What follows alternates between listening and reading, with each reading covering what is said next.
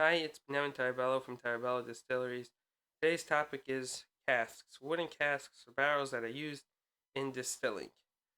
To age your whiskey, to age your wine.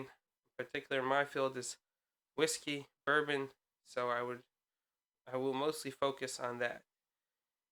Oak, in addition to other woods, has been used for hundreds of years, or possibly thousands of years, as a storage container. Um, as I'm sure you've realized, it's been or seen. It's been used for pickles. It's used as planters. It makes them a fantastic container for storage.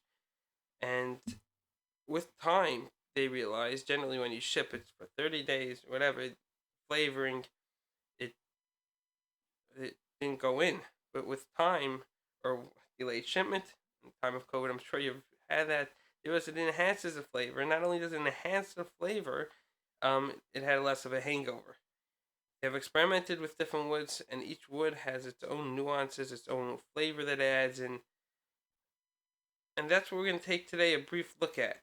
Now, obviously, you don't get much shipments in such wood containers today. Everything's cardboard, but in the alcohol industry, it is somewhat common. You could order whiskeys between distilleries to come in wooden casks, and then the aging goes in on it. Now, the age on the bottle, is its own topic. We're not going to discuss it today. Today is simply breaking down the 4 or 5 main different oaks or woods used in aging whiskeys, and then we'll do a quick, brief overview of all the alternative woods used.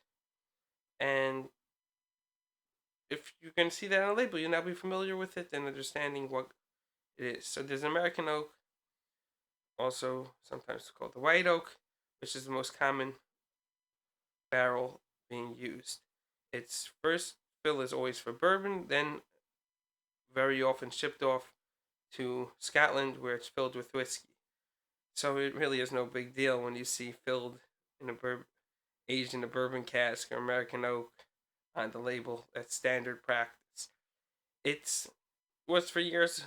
The trees in Kentucky, obviously, wood is heavy. It's expensive to ship, so you want to stay as local as possible. With time, in Scotland in particular, the Scottish CEOs, executives would fly over to Kentucky, and then they would take a fly over the mountains to view the different trees, forests that would be cut down and pick the forests.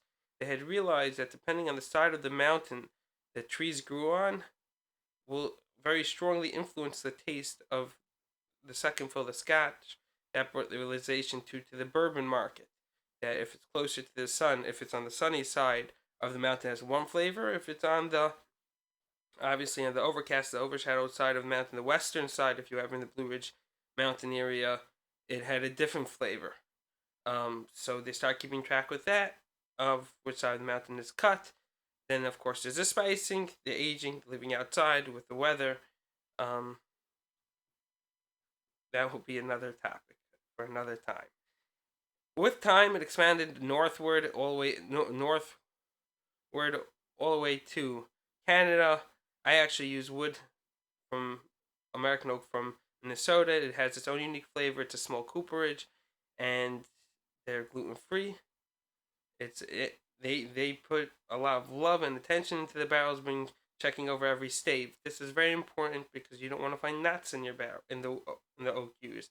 Minnesota is a colder weather. It has a different flavor, more rich, which is what we are looking for in the Terebelo Distillery. So our main focus is on those barrels, American barrels, at least for bourbon. Now, technically, bourbon does not have to be an American oak first fill. It could be in any oak first fill, charred. We don't char French oak. Now let's talk about French oak. French oak comes mainly from fine forests in France. Most of them were planted in the era of Napoleon. They are very nuanced and very different. I mean, we're the wine connoisseur, very different in flavor for the most part. When dealing with whiskey, it's not gonna give you such a. You're not gonna tell the distinct differences between the wine, the different forests as much. However, there is a vanilla flavor that comes out very strongly, a delicious flavor that comes out very strongly if you finish in a French oak or if you age in a French oak. There are a few bourbons that are aged from the get-go in French oak, but it's it's twice the price of an American oak barrel easily. Alternative to French oak is today what's known as European oak or Eastern European oak. It's the same oak tree from different areas. Just like we find in American oak, there is different tastes, sometimes subtle, sometimes not so subtle. So too, in the European oak is sometimes very similar to the French oak, sometimes very different. It stretches all all the way up towards Russia. You can get the European oak through Turkey. Um, some of them actually taste somewhere between the American oak and the French oak. You can buy hybrid barrels of American oak staves with French oak staves, 2575, different combinations. Well, you could also buy one of these different unique um, European oaks with such a profile. So that will be the third one. Then there's a Mizunara oak, which is the Japanese oak. Again, it's not only in Japan. However, it's called the Japanese oak because that's where it's made. The cooperage is mostly located there. It's really throughout Asia. Mizunara oak is a very difficult oak to work with. It also takes much longer to grow. The American oak standard, American practice grows very quickly, uh, relatively speaking. Then there's European oak, which is a little longer. Then there's Mizunara oak, which is 200 years, and is difficult to deal with. The tree itself is very bends in many different ways, and the barrels leak. Not only that, it takes a long time for it to give its flavors over. It could take today with different scientific methods, aging, music, rotating barrels and music, which I practice in my distillery, could speed it up. But it's it took them when they used it the first time was during World War II when they couldn't get American oak or European oak barrels. Obviously, they were at war with most of Europe, uh, with the Allies and with the U.S. So they tried Mizunara oak. They tried the alcohol 2 months later or 2 years later, and it didn't taste good. So they left it in the barrel. After 20, 30 years, it was delicious. Mizunara oak is for long-term aging and finishing. And at Terebelo Distillery, we'll find out what it's for. We like We like obviously bottling when it's ripe, when it's delicious. So we try to stay away from the year game. With Mizunara oak is now probably the most expensive barrel out there, ranging at $4,000 a barrel for all the above mentioned reasons. Brazilian oak, it's new on the market. If you want to call it the new kid in the block, it's found throughout Northeast or practically most of Brazil. It's a little more intense flavor than the rest of the oaks mentioned. It's used as a blend. Again, like I mentioned before, a lot of barrels have a stave of this, a stave of that. Since it has such strong overtones, such strong taste, it will very often be used blended in with a cask, so you can impart a flavor at a more rapid pace. Then there's a Mexican oak, extinct. It's used in. It still today only exists in distilleries that make tequila. They used to use them to make huge vats. There are other Mexican oak trees that are exclusive to Mexico, but the one that was used for barrel making for staves for many years is extinct. I'm trying to work in importing tequila, and this is something very important to me that the wood part of the history of the distillery should include this Mexican oak. It shows the history and the legacy of the company and the dedication to its just being making good tequila and not just mass producing. Spanish oak.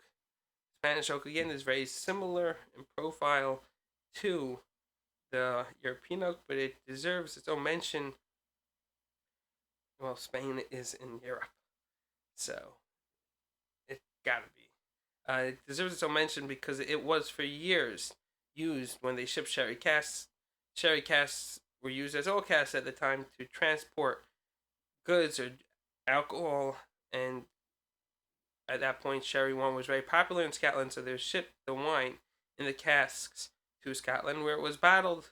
In 1986, they changed the laws. You can't ship in casks between countries in Europe, and so they started bottling in Spain.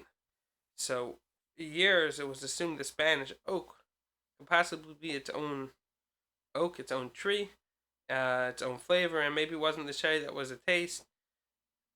For the most part, it seems like the profile of the Spanish oak is very similar to European oak, so they cannot really be the unique what's imparting its unique flavor, and it is most likely a sherry. That said, in sherry casks today are actually American oak. Spain imports American oak casks to go ahead and age their sherry in, and those are then shipped off to the different distilleries in Scotland uh, and other countries abroad. For example, Japan, that has a few finishes in sherry casks. However, Macallan, being true to their legacy, if you want to say the Rolls Royce of the whiskey industry, they actually have Spanish oak, their own cooperage in Spain, and they go ahead and age sherry in there for 2 years, then ship it off to the distillery. You might still be able to argue that's what gives it its own unique flavor. Macallan is its own, will be its own YouTube video of its own to explain what makes it unique. They use different grains. They use legacy grains that most distilleries stopped using 20, 30 years ago. And they've really built themselves up to being or having the well-earned title of the Rolls Royce of the whiskey world. Then, of course, there's the specialty barrels. Go through them very quickly. I'm not going to explain.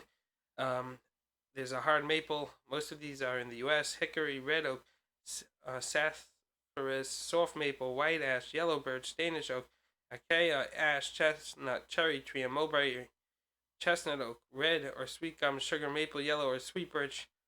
Just go to terebelo.com or buildabottle.com. The entire list is there. Most of these oaks are used in micro distilleries as experiments, micro wineries, but they're not recognized towards your time used towards your number of years aged. There's specific, at least depending where the U.S. might be container, but the legal jargon is all country, they're state specific. But for the most part, it's not used. It's not counted towards your years aging. So if it's in there for 5 years, it's still on day one. So there is no incentive to age in those barrels.